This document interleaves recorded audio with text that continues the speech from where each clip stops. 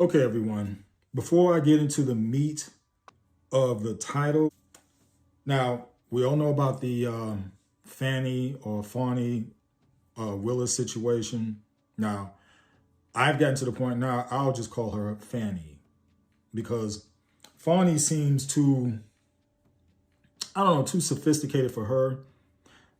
And now that I've seen her character, seen her nature, that name does not fit. So she wants to act ghetto, and I'll get into more of that. Then, okay, we're gonna make her ghetto as much as possible since she wants to act that way. So Fani Willis. Let me give you a little more about her and just more or less bring you up to speed. Now, this she being the DA, went after Donald Trump and had, of course, had, significant charges brought against him. But the thing is, when you go against someone like Trump, you better have everything in order. You better have your house in order. You better have all ducks in a row. Or otherwise, knowing how he is, he's going to come hard at you. He's going to come hard, and you better be ready for it. So, I learned to hear that Willis's lawyers advised her, informed her, told her, do not take the stand. Do not take the stand. But no, she had to be hard-headed. And she was advised not to take the stand, but she went ahead and did it anyway. And when she did that, she opened up Pandora's box. And that's what her lawyers were afraid of. She opened up Pandora's box, and to use the term, all hell broke loose. So, and while these testimonies are going on, she threw Nathan Wade under the bus. And he was pretty much the crux of the issue going on because, see, they flipped things around on her because she was dating a married man. Now, they were claiming that, well, the first time they met each other was in 2022 when she hired him to help handle the case against Trump. But the thing is, come to find out that they knew each other and were having an affair before 2022. So see, here's the thing. You get up on the stand, you take an oath, and now it may not be about what's going on with the Trump case, but the thing is, you got to understand you lied. You lied. So that's why they can come hard at you, because you lied. You lied. And in so doing, she threw Nathan Wade under the bus. But like I said, anytime you go after someone, you better have your house in order. You better have it in order. And then talking some more about her, she is unprofessional. Had you really paid attention to how she spoke on the stand? When I want a lawyer, I don't want the lawyer to come out of pocket. I want that lawyer to be professional from start to finish. Now, you can talk another way amongst your friends, but when you're on your job, speak professionally, sound professionally, act professionally.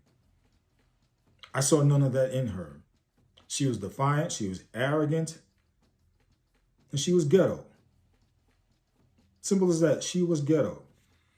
When they asked her about the money situation, you remember,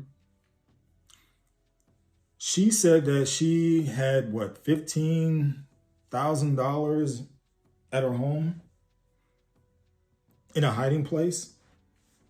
So what, you went retro and went back into the 1930s where people put their money under the mattress? Is that how we're rolling? And then you wanted to say, no, not wanted, you said that, well, a lot of black people, a lot of black women, we do this. We're raised this way. Okay, all right. The real reason why you came up with this nonsense is that you didn't want to leave a paper trail. You didn't want to leave a paper trail of your adulterous affair. That's what you didn't want to do. You didn't want to leave a paper trail. So certain things that you did with cash. You did with cash, so it wouldn't send up red alerts. That's why you went with cash. You didn't want to send up red alerts because of your adulterous affair going on. And that leads to another situation. You went on these lavish trips, again, paid with cash. You went here, you went there with a married man. And I'll keep emphasizing this also, with a married man. And then her defenders turn this into a race issue. It's not a race issue. It's a blank issue. If I was one to use profanity, I would have said another word. So you fill in the blank. But it's a jacked up issue. It's not about race. See, the thing is, because it's a black woman trying to take down a powerful white man, the black woman messes up with her infidelities. So then the white society,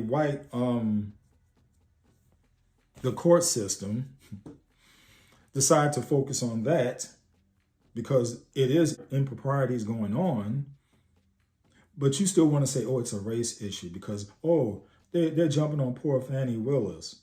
No, Fani jumped on herself because remember, her lawyers told her not to get on the doggone stand, but she did it anyway because she was arrogant. She was prideful. She's like, ain't nobody gonna tell me what to do. But the biggest shame is with the church. The church. I appointed 3 special counsel, as is my right to do. Paid them all the same hourly rate. They only attacked one. I hired one white woman, a good personal friend and great lawyer. A superstar, I tell you. I hired one white man, brilliant, my friend, and a great lawyer. And I hired one black man, another superstar, a great friend, and a great lawyer. Oh Lord, they gonna be mad when I call them out on this nonsense. First thing they say, oh, she gonna play the race card now. But no, God, isn't it them who's playing the race card when they only question one? Isn't it them playing the race card when they constantly think, I need someone from some other jurisdiction in some other state to tell me how to do a job I've been doing almost 30 years. God, why don't they look at themselves and just be honest? I mean, can't they keep it 100 with themselves? Come on. Why are they so surprised that a diverse team that I assembled, your child, can accomplish extraordinary things? God, wasn't it them that attacked this lawyer of impeccable credentials? The black man I chose has been a judge more than 10 years, run a private practice more than 20, represented businesses in civil litigation. I ain't done, y'all. Served as a prosecutor, a criminal defense lawyer, special assistant attorney general, won Chief Justice Robert Benham Award from the State Bar of Georgia. You know, they ain't just giving this to black men. How come, God, the same black man I hired was acceptable when a Republican in another county hired him and paid him twice the rate? Come on. Oh, y'all ain't hear me. Come on. In another county, the elected official has the authority to pay him twice the rate. Why is the white male Republican's judgment good enough, but the black female Democrats not?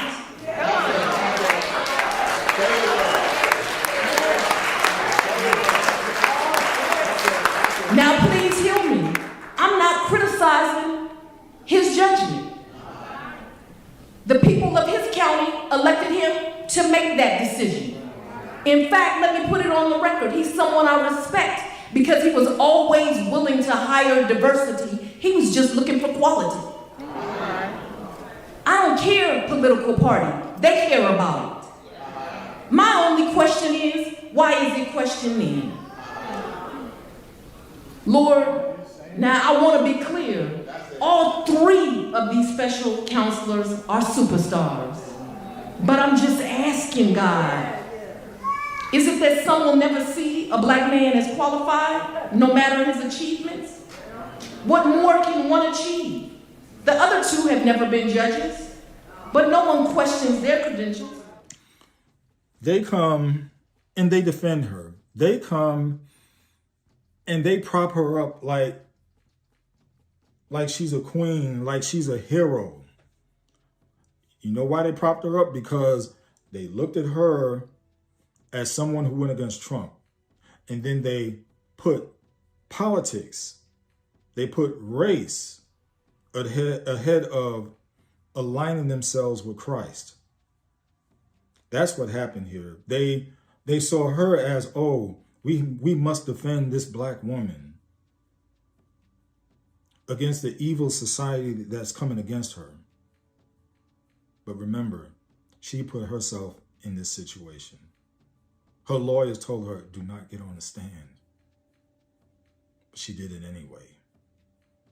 And then you fools, yes, I'm calling you fools, you come to her defense because she's black. Because she's black. You come to her defense because she's black. Well, what about the ex-wife? What about her? You're defending an adulterer, but you're the church. You're the church. But you shamefully defend an adulterer. And then you let this woman get up in the pulpit. Get up in the pulpit and act like she is holier than thou. So you know what? You are just as wrong as she is. Anybody who defends her is as wrong as she is. You're wrong, and you need to be ashamed of yourselves. And Lord knows I want to say a whole lot more, but it's on the side of being, I won't do that. I will not go in that direction, okay? Because as I'm speaking, I'm representing the Lord, and I don't want to get in the same box with this Jezebel. Yes, I am right in calling her a Jezebel. I am right in calling those who defend her a fool. And you know I'm right. You know I'm right. But you know what also? I had to, I saw some comparisons going on. And it made me go, wow. I had a wow moment with this. You remember the Tyler Perry movie, Diary of a Mad Black Woman, that came out some years ago? Good movie, good movie.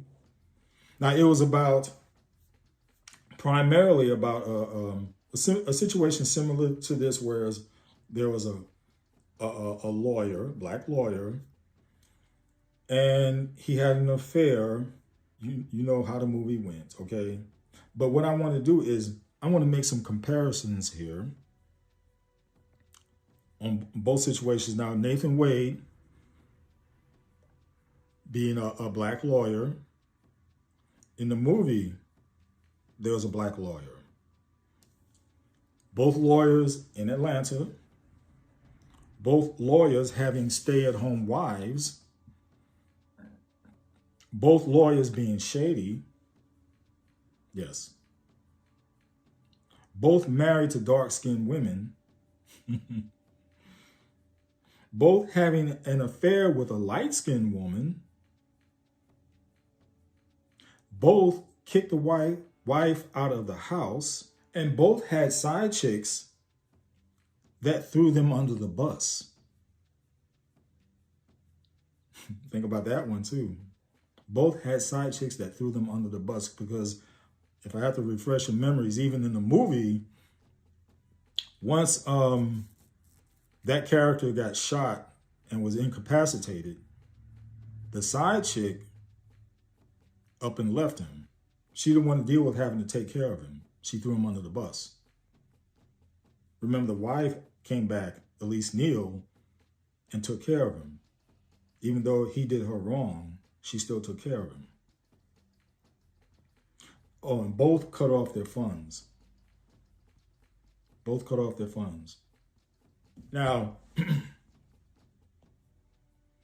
in the funds part, okay, let me explain about the real life situation.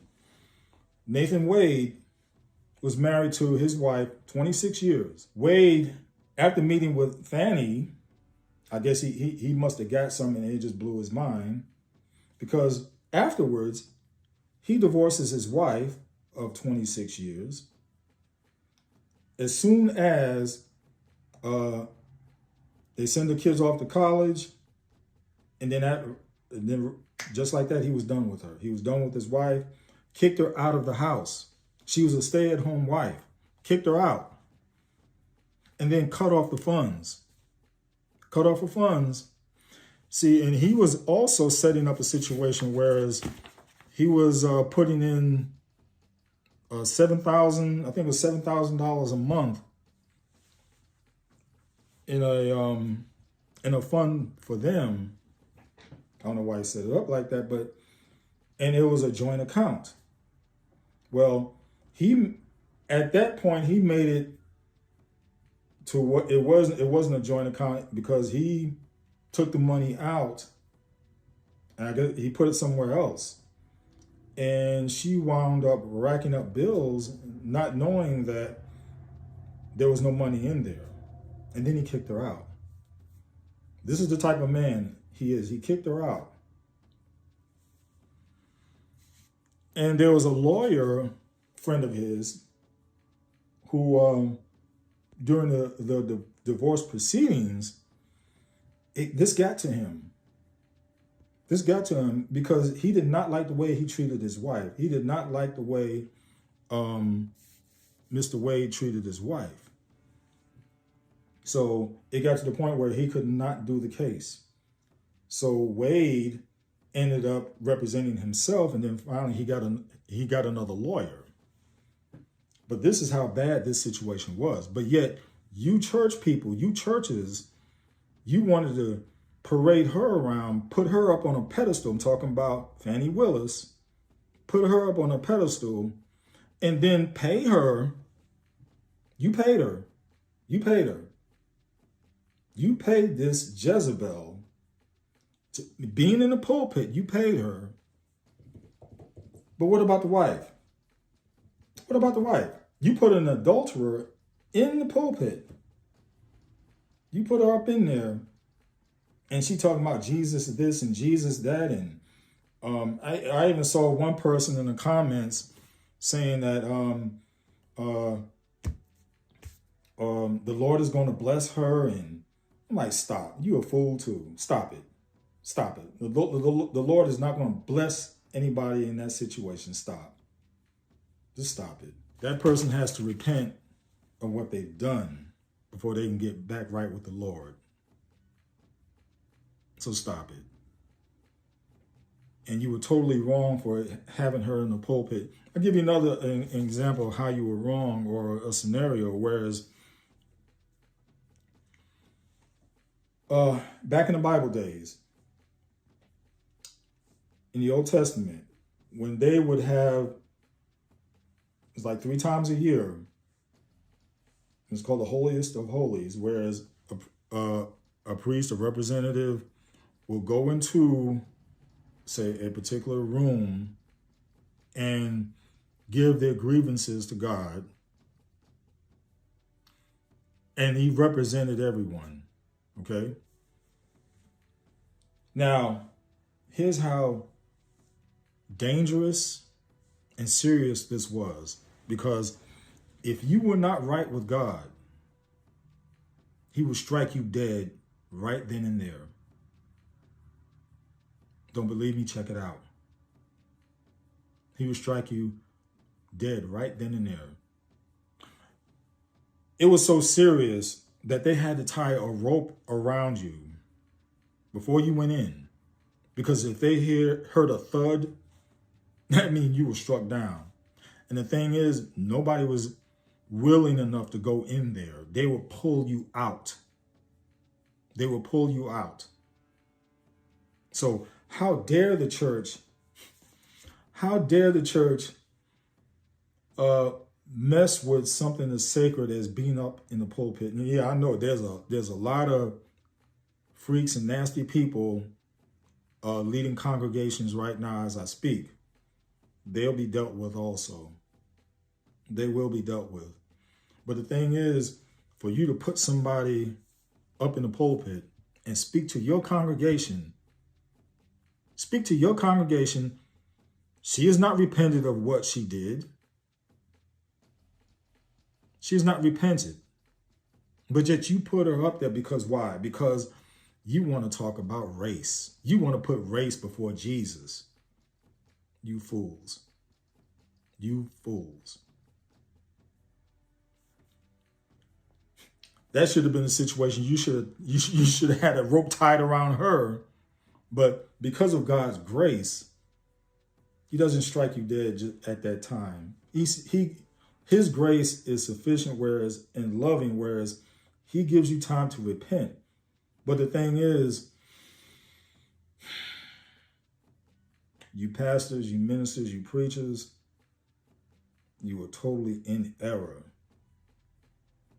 And you put race over Jesus. And that is wrong. That is so wrong. But again, what about the ex-wife?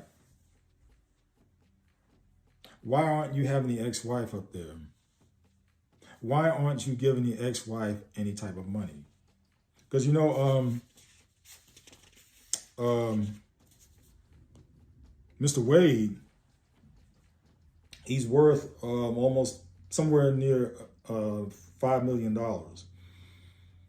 But he cut off all of that to his wife.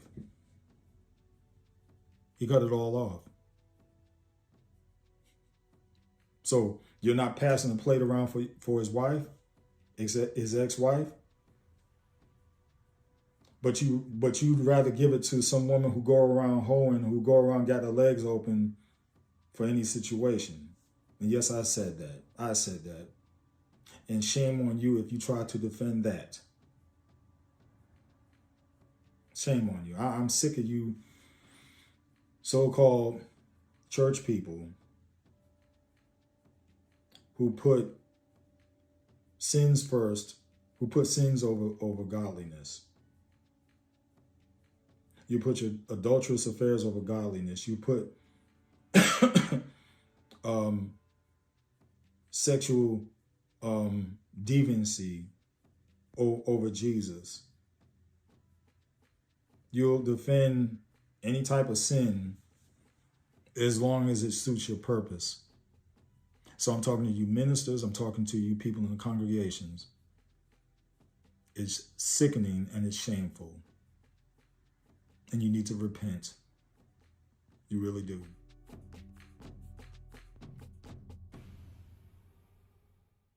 Enough said.